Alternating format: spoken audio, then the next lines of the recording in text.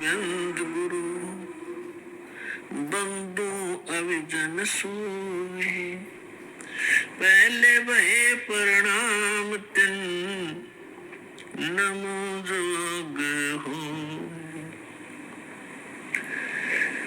परम पिता परमात्मा पूर्ण ब्रह्म सर्व सृष्टि रचनहार कबीर देव कबीर परमेश्वर जी की असीम रजा से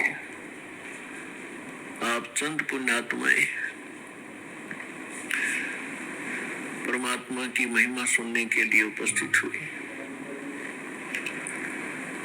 जिन पुण्यात्माओं पर परमात्मा की विशेष रजा होती है उन्हीं को इतना समय मिलता है,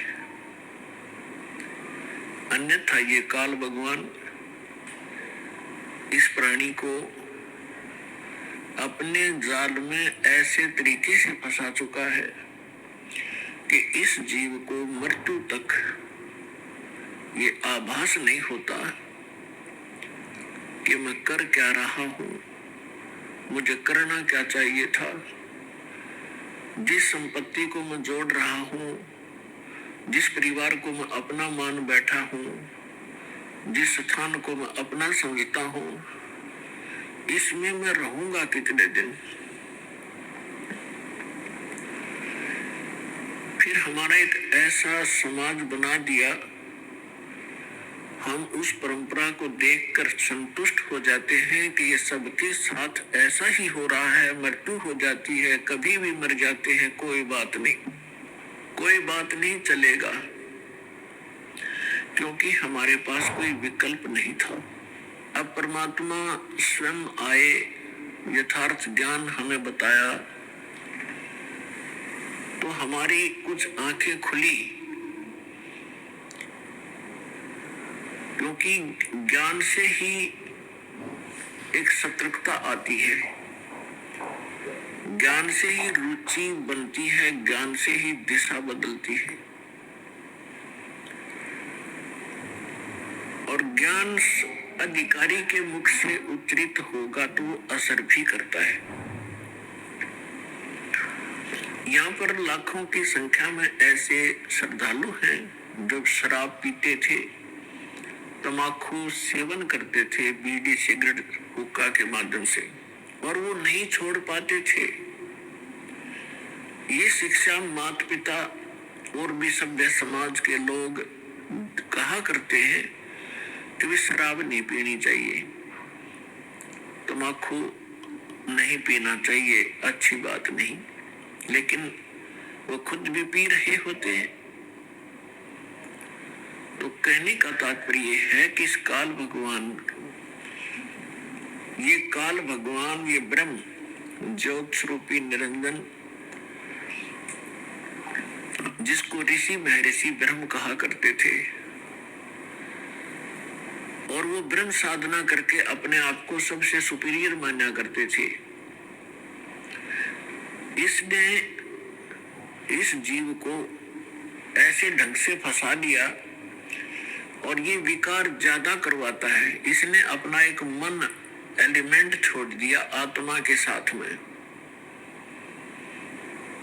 आत्मा को आवश्यकता है परमात्मा की महिमा की, परमात्मा के गुणगान हो, इसको उसकी आवश्यकता है। और ये मन इसके ऊपर प्रधान बना दिया, इसको डरा धमका के रखता है, भयभीत रखता है और विकारों की तरफ घसीट ले जाता है। विचार करने की बात है, तम्बाकू कोई पीने की चीज है? तम्बाकू इस शरीर को कार्बन डाइऑक्साइड की बजाय ऑक्सीजन की आवश्यकता है, और ये इसमें कार्बन डाइऑक्साइड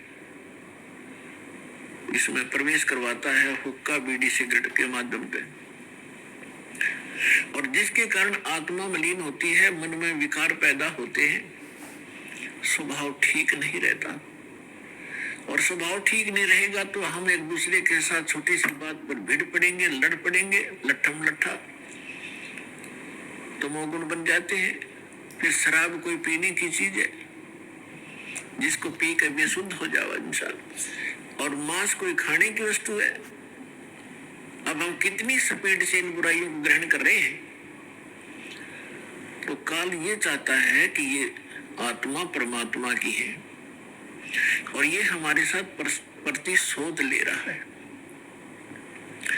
इस नालायक ने गलती खुद करी और फिर गलती हमने करी कि हम इसके साथ आ गए, इसके ऊपर आसक्त होकर के। इसने वहां ऐसी गलती करी जो ऐसे सच्चे लोक में अलाउड नहीं।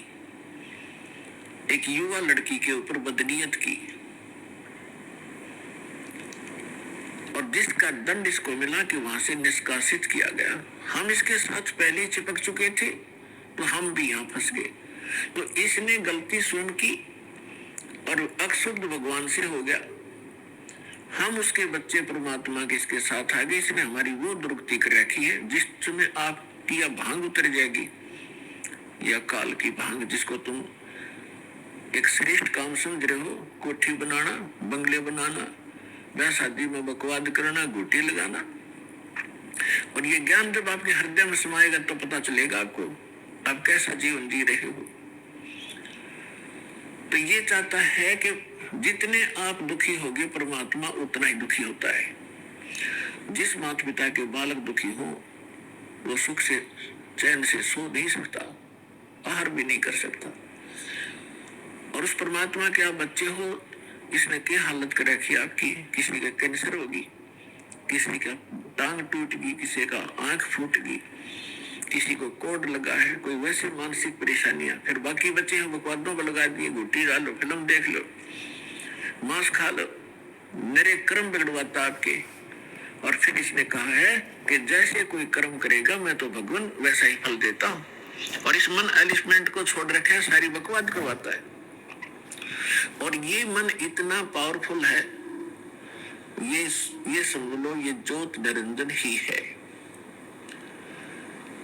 और ये ब्रह्मा विष्णु महेश के भी वश नहीं। तो जीव की औकात आपकी। तो जब हम समर्थ की शरण में आते हैं फिर इसका प्रभाव हमसे हट जाता है और परमात्मा की भक्ति करने से आत्मा में शक्ति आती है। और फिर इस मन की वो बेमतलब की बकवादों को आत्मा रिजेक्ट कर देती है दृढ़ता के साथ। पहले ये दृढ़ता के साथ रिजेक्ट नहीं कर पाती क्योंकि इसको कोई सहारा नहीं मिलता। तो अब परमात्मा की भक्ति से आत्मा दृढ़ होती चली जाएगी, विकार छूटते चले जाएंगे और आपके अंदर एक विशेष विनम्रता और सद्भावना उत्पन्न होती चली जाएगी। जो होते